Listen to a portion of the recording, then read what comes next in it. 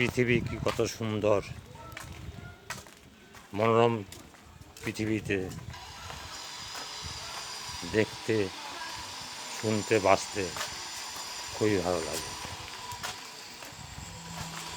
আমি একবার একটা কাককে ড্রেন থেকে তুলে উপরে দিয়েছিলাম।